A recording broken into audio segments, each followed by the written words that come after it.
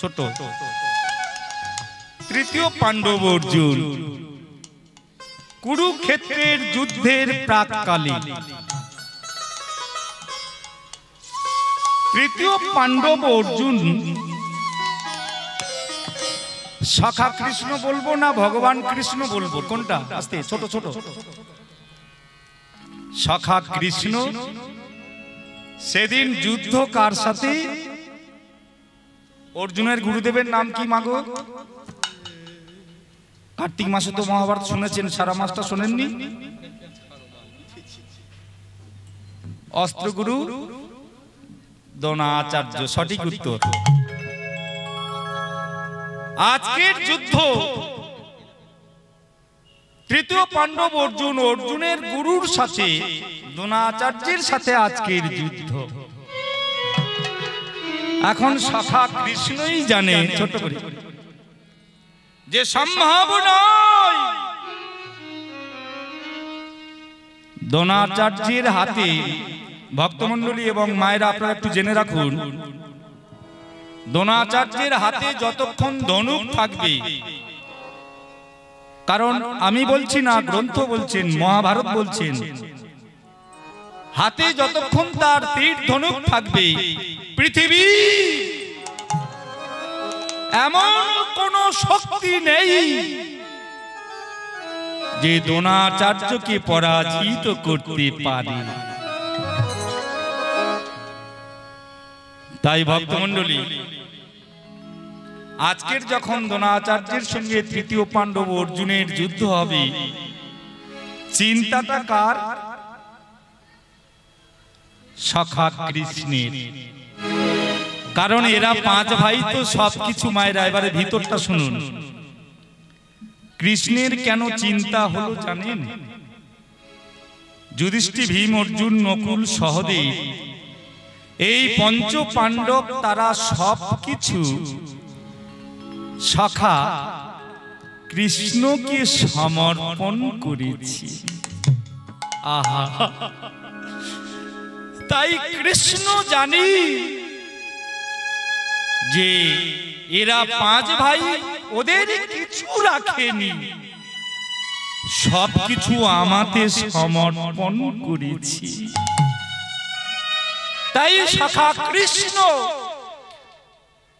আজ চিন্তান্বিত, মাথায় হাত, অস্ত্রগুরু দ্রোণাচার্যের সঙ্গে আজ তৃতীয় পাণ্ডব অর্জুনের যুদ্ধ। এখন কৃষ্ণ কি করলেন? অর্জুনকে ডাকলেন, সখা। হ্যাঁ বলো। শোনো সমবেত কৃষ্ণ অনুরাগী ভক্তমণ্ডলী, অর্জুনকে বলছি সখা, কারণ উনি হলেন ব্রহ্মচর্য এবং মহাজ্ঞানী ব্রাহ্মণ, আচার্য ব্রাহ্মণ দ্রোণাচার্য। তিনি ত্রিসন্ধ্যা যাজন ক্রিয়া করেন, কিন্তু এর দ্রোণাচার্যর মৃত্যুর কারণ জানতে হলে তাহলে আমার সখা অর্জুনকে পাঠাতে হবে। তাই সখা কৃষ্ণ অর্জুনকে বলছে, অর্জুন যাও। কোথায় সখা? আমি বলছে যাও, তোমার গুরু দ্রোণাচার্য ব্রাহ্ম মুহূর্তে, প্রাতঃ সন্ধ্যা যেটা বলি আমরা, ব্রাহ্ম মুহূর্তে তিনি তার সন্ধ্যা কার্যে রয়েছেন। এই সময় তুমি তোমার গুরুর চরণে গিয়ে একটা প্রণাম দিবে।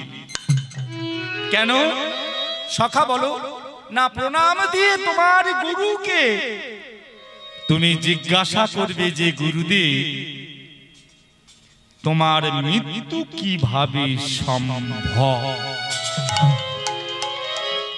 যে তৃতীয় পাণ্ডব অর্জুন সখা কৃষ্ণ বলেছেন, সঙ্গে সঙ্গে অর্জুন বলছেন, না সখা, এ সম্ভব নয়,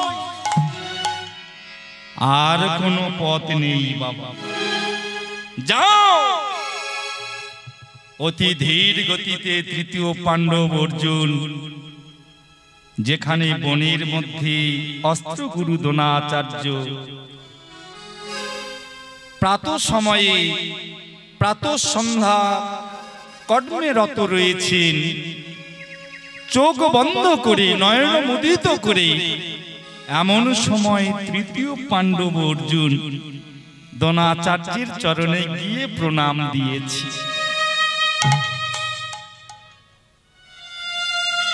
যেই প্রণাম দিয়েছে, দ্রোণাচার্য তো চোখ বন্ধ করে বসে আছেন, মনে করছেন আমার শত শত শিষ্য, মনে হয় আমার কোন শিষ্য আমাকে প্রণাম দিয়েছে।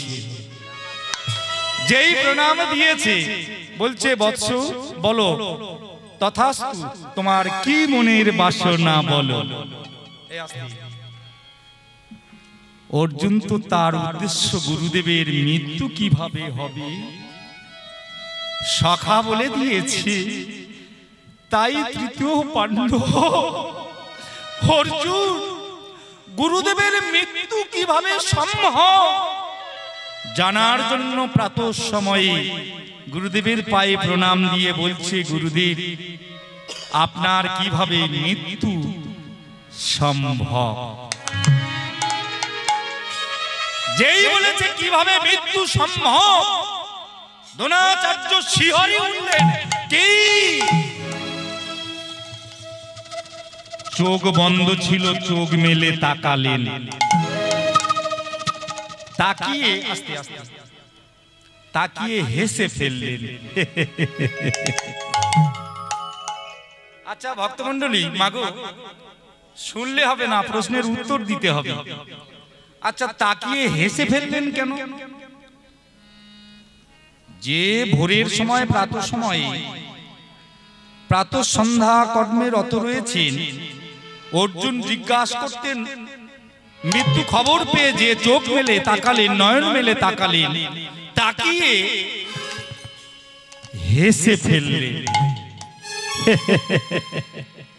অর্জুন চিন্তা করছে, আরে গুরুদেবের কি মাথা খারাপ হয়ে গেছে, গুরুদেব হাস দেখছে। অর্জুনের দিকে কিন্তু দ্রোণাচার্য তাকিয়ে হাসেনি। এই আস্তে আস্তে মায়েরা অনুক্ষণ করুন, তাহলে দ্রোণাচার্য কার দিকে তাকিয়ে হাসলেন?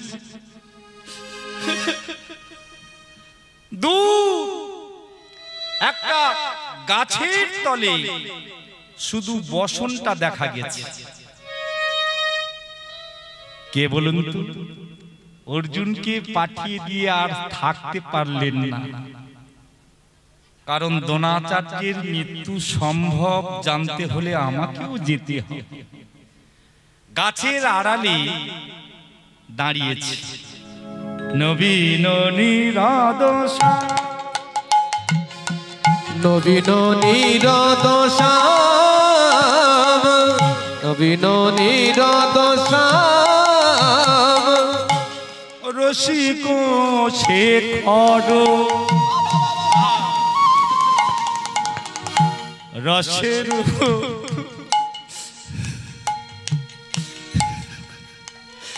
নাগর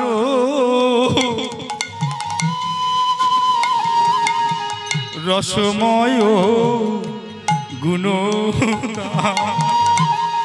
রসিক রসিক শেখর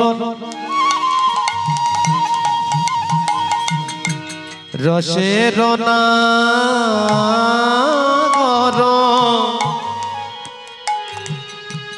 রসময় গুণধাম, রসিক শেখর রসের নাগর রসময় গুণধাম। ওই না রসিক শেখর রসের নাগর রসময় গুণধাম, চরণ কমলি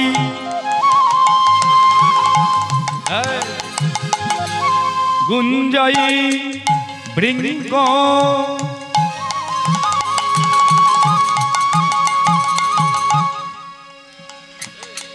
চরণ কমলে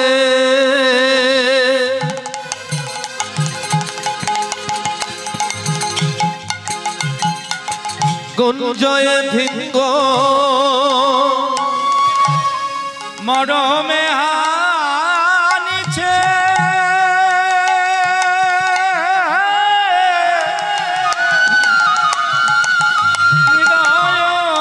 হৃদয়ানঙ্গ চরণ কমলে গুঞ্জয় ভিঙ্গ মরমে হানিছে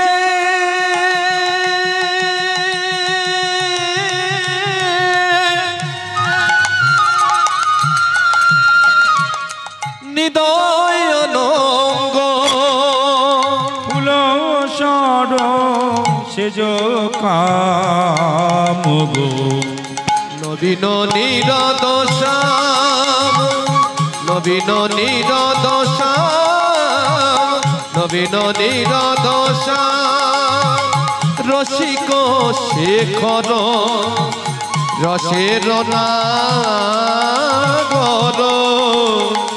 রসময় গুণধাম রসিক শেখর রসের নাগর রসময় গুণধাম যেই নয়ন মেলে তাকিয়েছে গুরুদেব হেসে ফেললে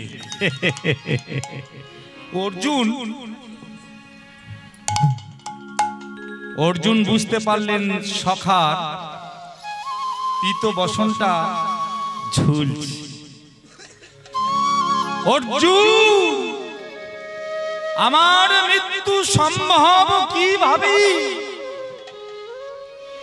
শোনো অর্জুন, মায়েদের কথা হচ্ছে আমার কানে আসছে।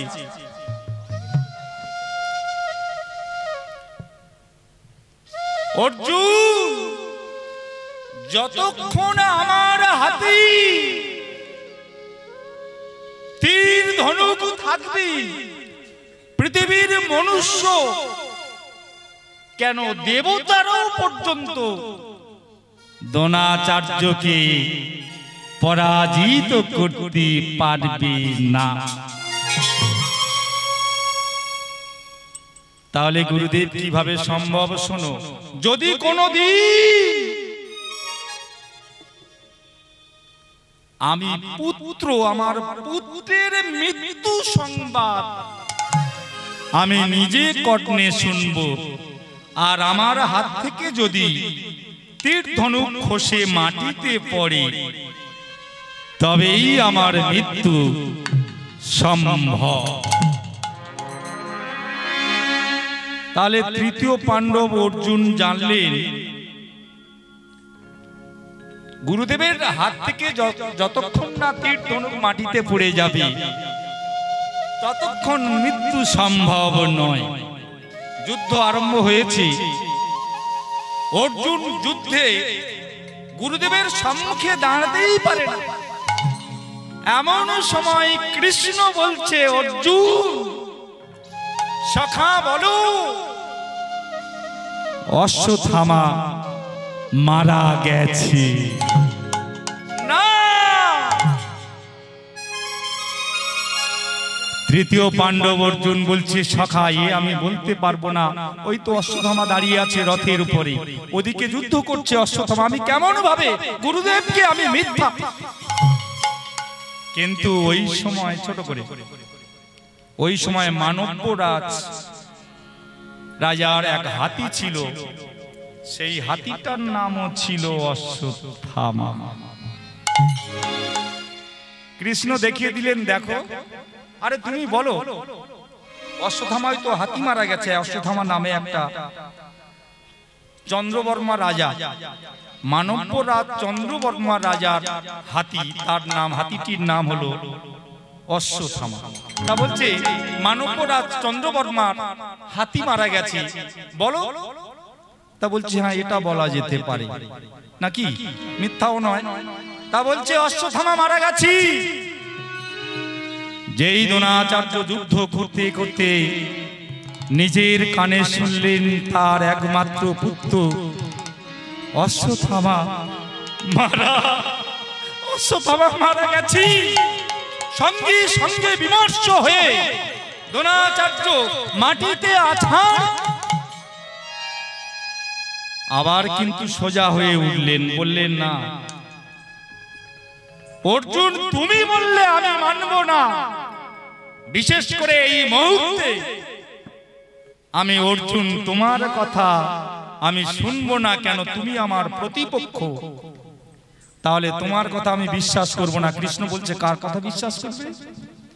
তা বলছে যদি যুধিষ্ঠির বলে তাহলে আমি মানব, বিশ্বাস করব। বেশ, রথ থেকে নেমে ছুটতে ছুটতে ছুটতে কৃষ্ণ স্বয়ং নিজেই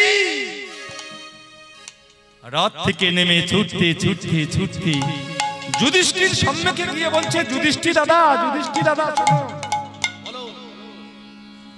তুমি বলো অশ্বত্থামা মারা গেছে।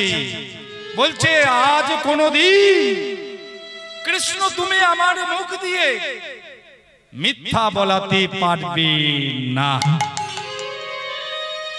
বলছে না না, মিথ্যা কেন বলবে? ওই তো অশ্বত্থামা নামে একটা হাতি মারা গেছে। যুধিষ্ঠির বলল হ্যাঁ, সেটা বলা যেতে পারে, এটা মিথ্যা নয়।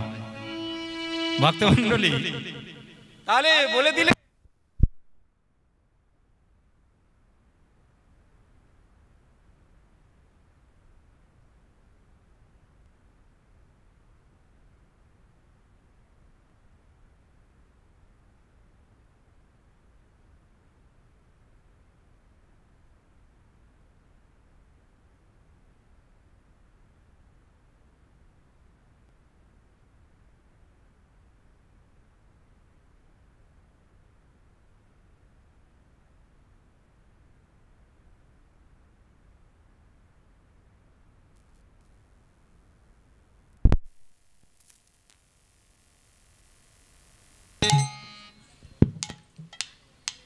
রাধে রাধে, জয় জগৎ বন্ধু, রাধে শ্যাম, হরে কৃষ্ণ।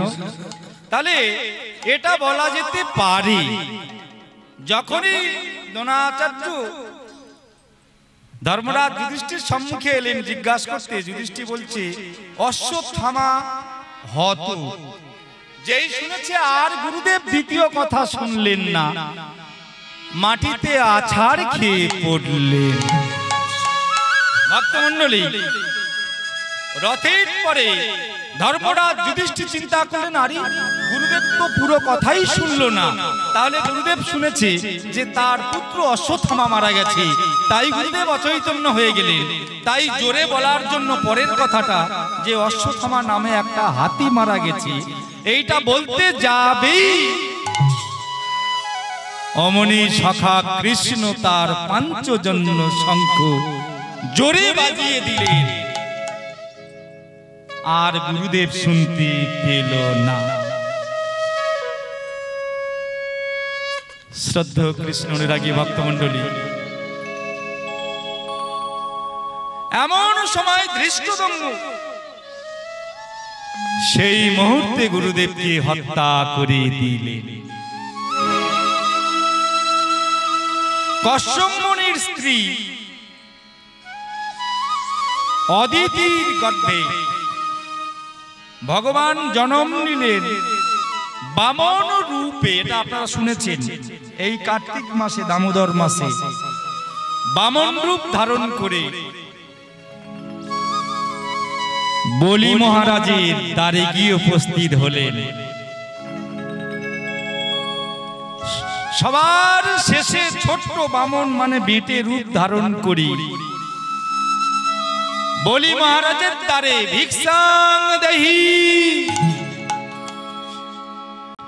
বলি মহারাজ দেখলেন একটা খর্বকার ছোট্ট বামন বেটি, অপূর্ব দেখতে, বলি মহারাজ চিন্তা করছি, আরে এত ছোট্ট এত সুন্দর। বলি মহারাজ বলছে, বলুন।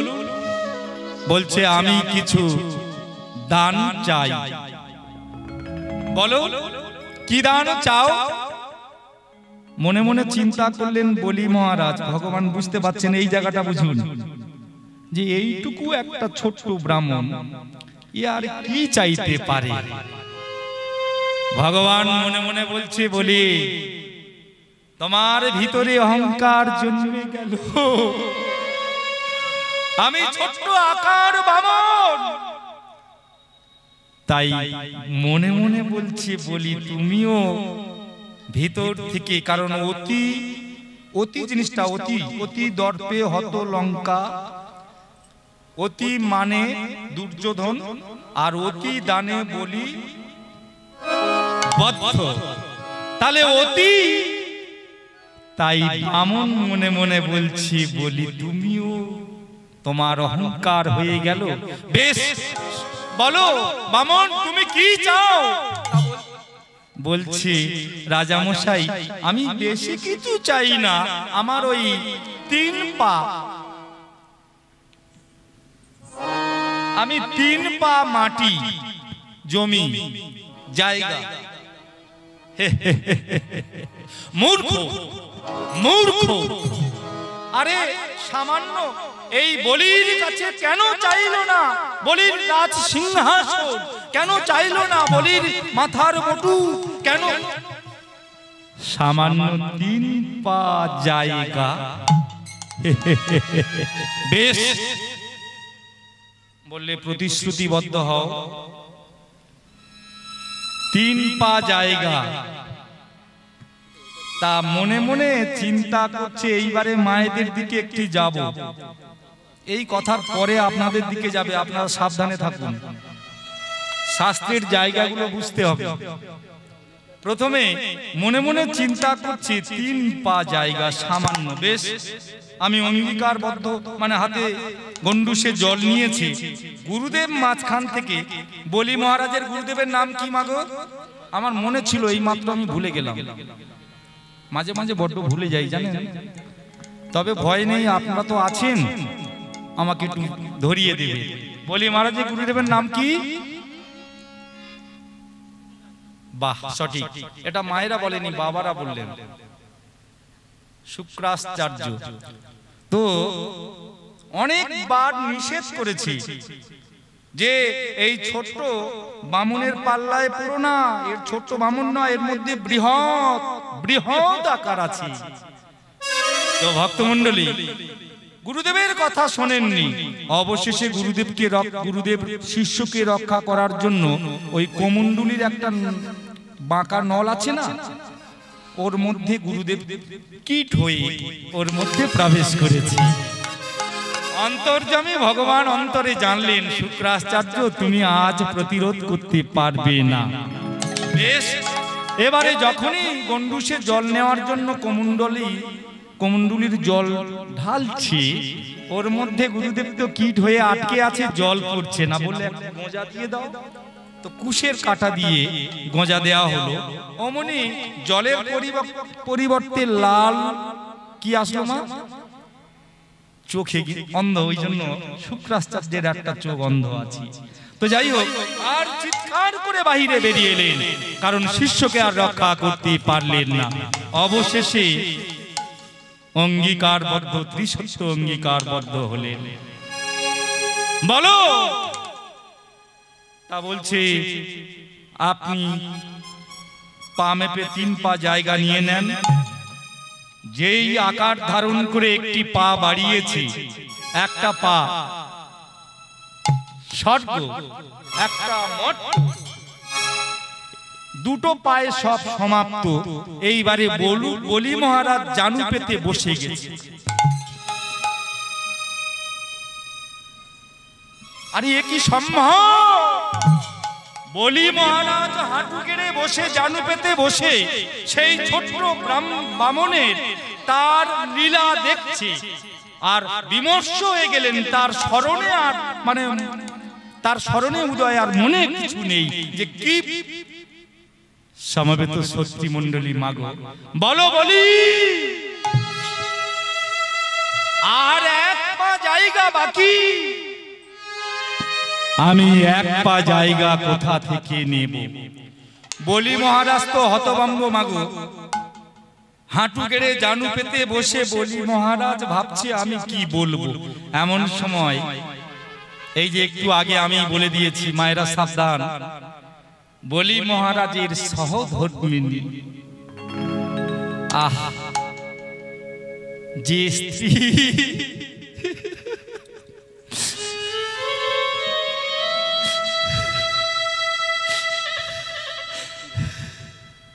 স্বামীকে ধর্মে সহযোগিতা করি, সেই স্ত্রী হলেন সহধর্মিণী। বলি মহারাজের স্ত্রী মনে মনে চিন্তা করছে, স্বামী আর কেন বিলম্ব করছো? এই তো শুভ সময়, তোমার যে দেহ, তোমার যে জনম, তুমি ধন্য, কিন্তু তার তো স্মরণ নেই বাবা।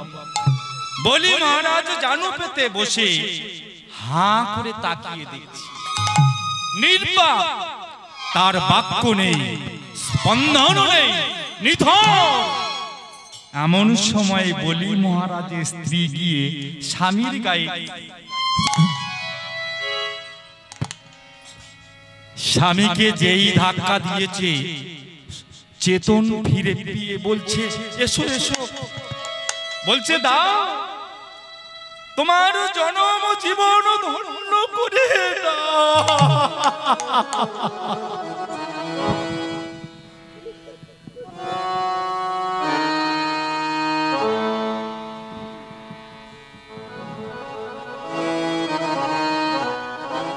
মাথা পেতে দাও।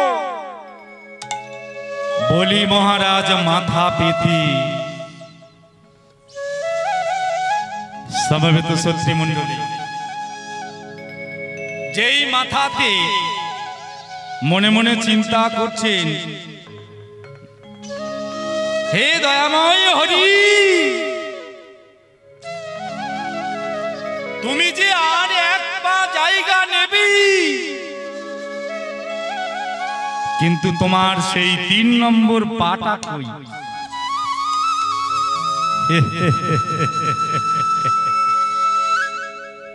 অন্তর্যামী ভগবান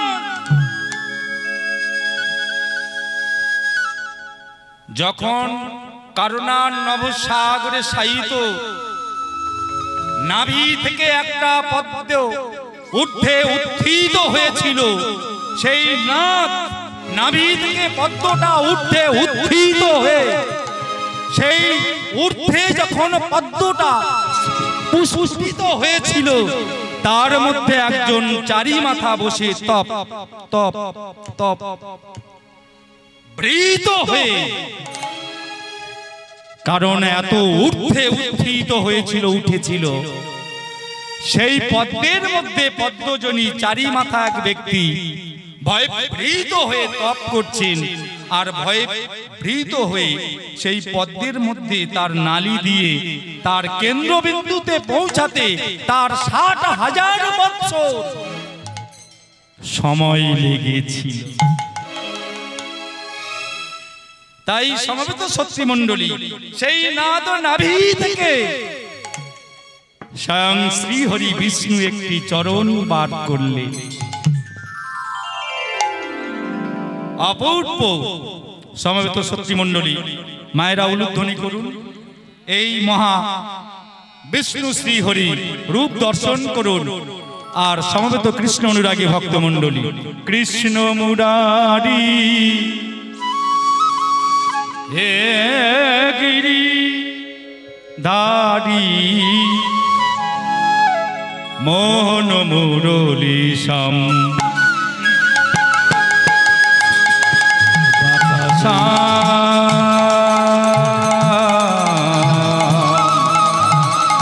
মোহন মুরলী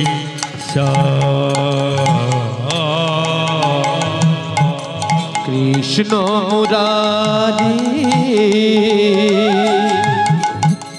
হে গিরি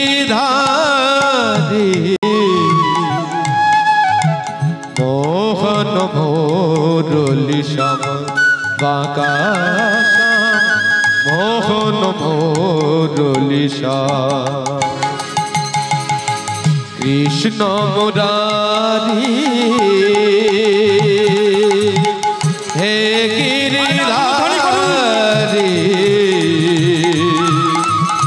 মোহন মুরলি শ্যাম বাঁকা শ্যাম মোহন মুরলি শ্যাম কৃষ্ণ মুরারি মোহন মুরলি শ্যাম মোহন মুরলি শ্যাম কৃষ্ণ মুরারি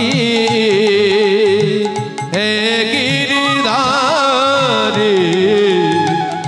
মোহন মুরলি শ্যাম বাঁকা শ্যাম মোহন মুরলি শ্যাম বাঁকা শীতে বাঁকা বাঁকা চূড়া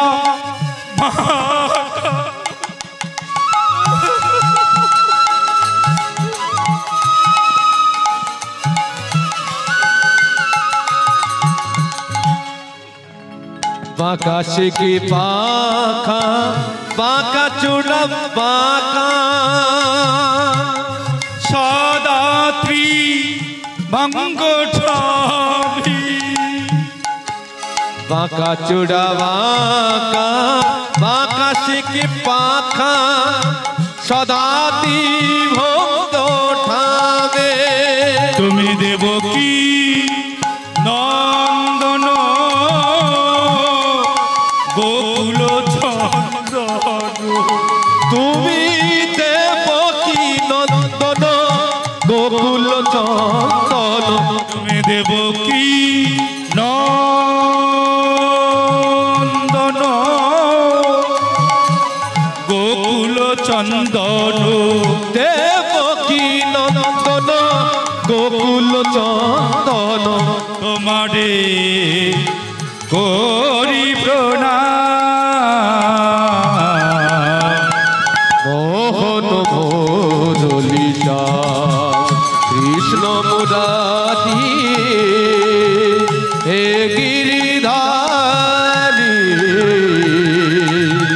মোহন মুরলি শ্যাম বাঁকা শ্যাম মোহন মুরলি শ্যাম বাঁকা শ্যাম মোহন মুরলি শ্যাম মুরারি একবার নিতাই গৌর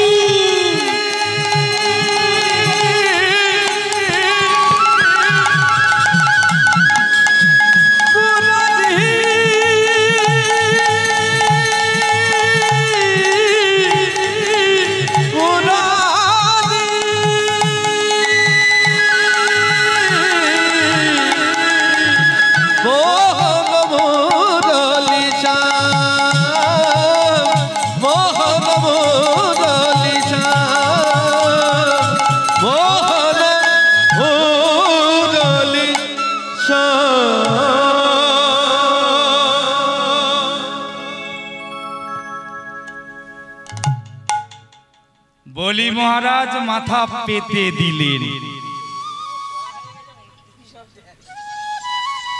অতি প্রসন্ন হয়ে আস্তে আস্তে অতি প্রসন্ন হয়ে বামন রূপী শ্রী বিষ্ণু নারায়ণ ভগবান বলছি, বলি ছোট, আমি তোমার প্রতি অতি প্রসন্ন হয়েছি। তুমি আমার কাছে বর প্রার্থনা করো। আমি কথা দিচ্ছি, তুমি আমার কাছে যা চাইবে আমি তা দিতে প্রস্তুত। বলি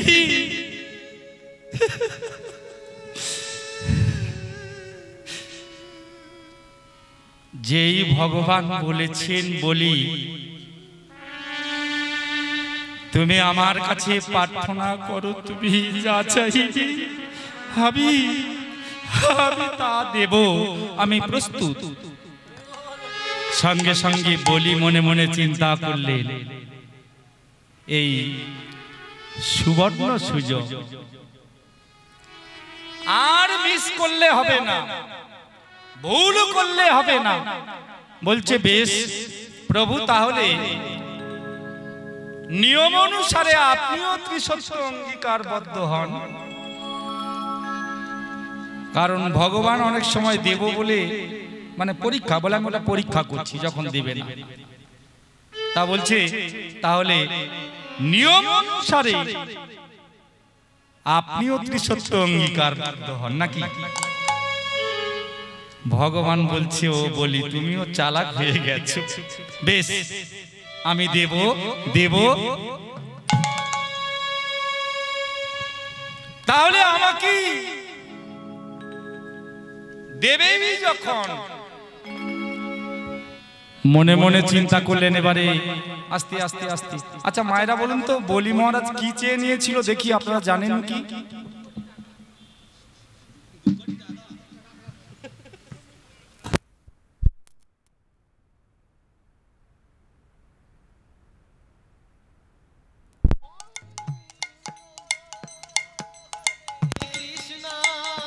রাধেশ্যাম। আচ্ছা মায়ের দাঁড়া, আস্তে আস্তে। তাহলে মায়েরা বলুন, জানা আছে? আমরা হলে কি চাইব? ছেলের একটা সরকারি চাকরি হোক, মেয়ে একটা চাকরিদার জামাই হোক, আমার দুতলা বাড়ি হোক। কিন্তু না,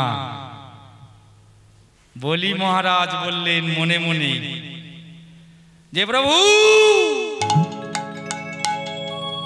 তাহলে আমার কাছে প্রতিজ্ঞাবদ্ধ হলেন, আমি যা চাইব। ওদিকে তো বলেই দিয়েছে দেব দেব দেব। তাহলে আমার বলি মহারাজ মাগো এবার অন্তর্জগতে প্রবেশ করুন, দেখুন কোথা থেকে ভক্তির রস দেখুন।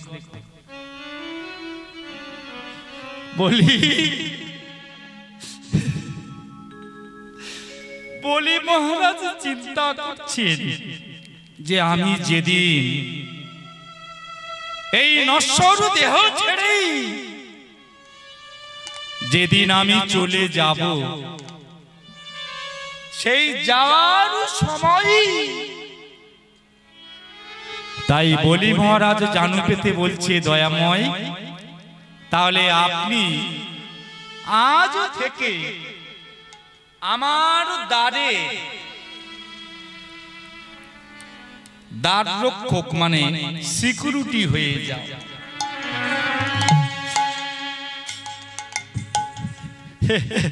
ভগবান বিপদে পড়লেন, কিন্তু কথা দিয়েছে না, কি বলেন মায়েরা, কি বলেন? আমার দ্বারের দ্বারী হও।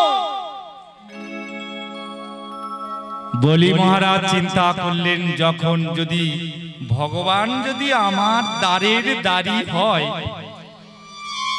যেদিন আমি এই দেহ ছেড়ে আমি চলে যাব ভব পারি, সেদিন আমি যদি ভগবানকে দাঁড়িয়ে রাখি, তাহলে যাওয়ার সময় আমার ভগবানের সাথে দেখা হবে।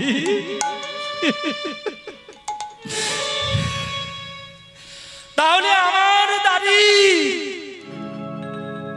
দাড়ি হয়ে যাও, কথা দিয়েছে ভগবান। দাড়ি সেজে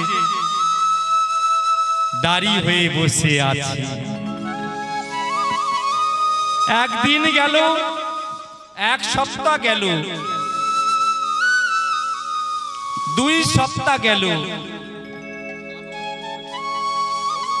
লক্ষ্মীর মাথায় হাত। তিনি তো একদিন কোথাও। এমন সময় নারদ মুনি বিনা যন্ত্র নিয়ে গ্যাঁ গো করে বৈকুণ্ঠর পাশ দিয়ে যাচ্ছে। নারদ মুনি তাহলে সংবাদ দিতে পারে একমাত্র দেবর্ষি নারদ। হরি নারায়ণ হরি ওম হরি ওম।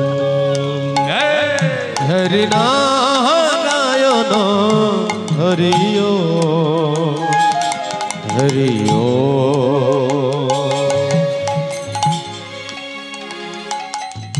হরি নারায়ণ হরি ওম হরি ওম। জলে স্থলে অনলো অনিলে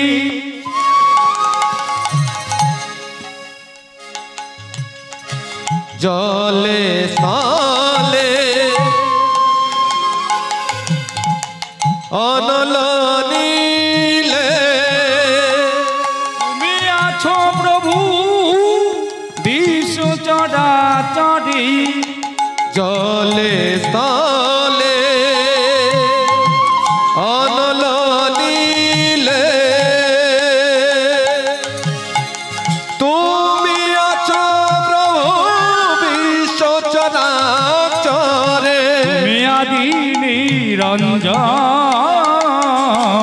হরি নারায়ণ হরি ওম হরি ওম। হরি নারায়ণ হরি ওম হরি ওম। নারায়ণ ধ্রুব শক্তি নারায়ণ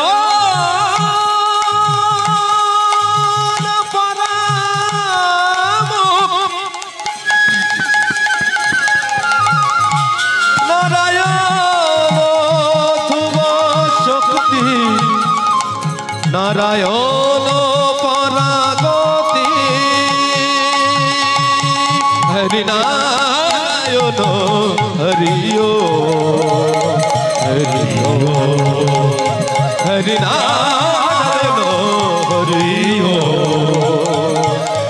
হরি ওম। নারদমণি বৈকুণ্ঠের পাশ দিয়ে নারদ লক্ষ্মী দেবী সংকেত করলেন, ডাক দিলেন।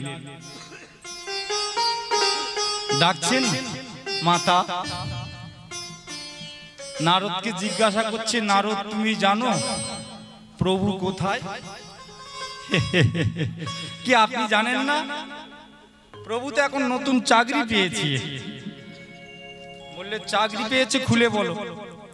বলছে এখন বলি রাজার দ্বারে সিকিউরিটি হয়েছে, সিকিউরিটি চাকরি পেয়েছে। ভগবান এতদিন বেকার ছিল তো। ও কিন্তু মাতা সেখানে তোমার প্রভুকে তুমি আনতে পারতে না কেন? না, প্রভু তো সেখানে একবারে দলিল লিখে, মানে কোনো কাঁচা কাজ না, একবারে পাকা খাতায় দলিলে সই করে চাকরিটা নিয়েছি। এখন সেই সিস্টেমে চাকরি ছাড়াতে হবে। লক্ষ্মী চিন্তা করলেন, ঠিক আছে আমি এই মুহূর্তে এখনই সমবেত শত্রুমণ্ডলী। তবে লক্ষ্মী যদি লক্ষ্মীর রূপ নিয়ে যায় তাহলে তো বলি ধরেই ফেলবে, নাকি মায়েরা কি বলেন? তাহলে রূপটা একটু পরিবর্তন করা হোক। রূপ পরিবর্তন করলেন। কস্মিঞ্চিৎ সংসারে, আমরা এই মায়ার সংসারে। আচ্ছা মায়েরা, একটা কথা মনে এসে গেল, বলুন দেখি, আপনাদের থেকে আমি জানবো, ধর্ম কোন ধর্ম বড়? সংসার, এদিকে হলো সনাতন। বাবারা বলুন, ভাইরা, বন্ধুরা আমার, সংসার ধর্ম। কেন সংসার ধর্ম বড় হলো?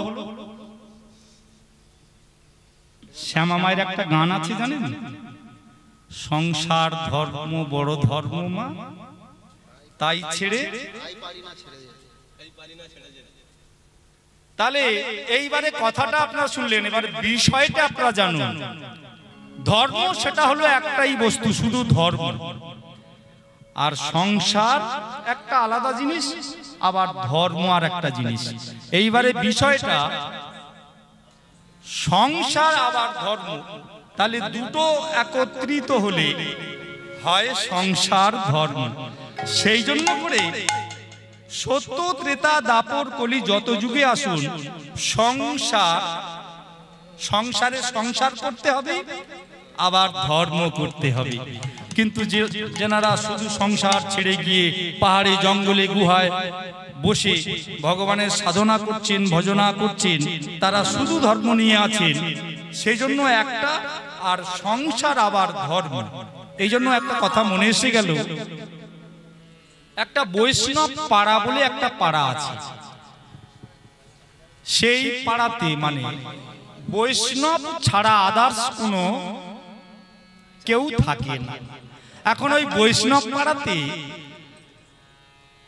এক বৈষ্ণব, তার একটা মেয়ে আছে, সে আজ 10 বছর হয়ে গেল সেই মেয়েটার বিয়ে দিতে পারছেন। কেন জানেন? মেয়েটা এই মোটা আর বিভৎস দেখতে, নামটা অবশ্য খুব বিভৎস, হাসবেন না যেন। তার নাম হলো ভোদি। শুধু নাম ভোদি না, দেখলে একবারে গা শিহরে উঠবে। তাহলে কে বিয়ে করবে আপনারা বলুন? নাম ভোদি, বৈষ্ণব পাড়া। এখন খুঁজে খুঁজে একটা বিয়ে হয়েছে ভোদির। আস্তে ভোদির এত মোটা, 155 কেজি ওজন। কত ওজন মাগো?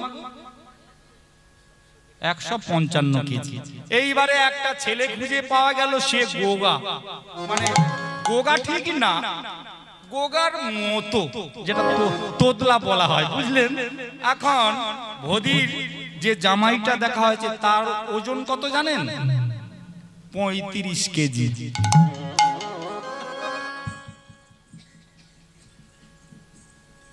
কি হলো, আপনারা হাসছেন কেন? হয়তো অনেক সময় নাকি, সব সময় কি 155 কেজি মেয়ে বলে কি আবার 200 কেজি ছেলে লাগবে নাকি? এখন দেখাশুনে মিল হচ্ছে না।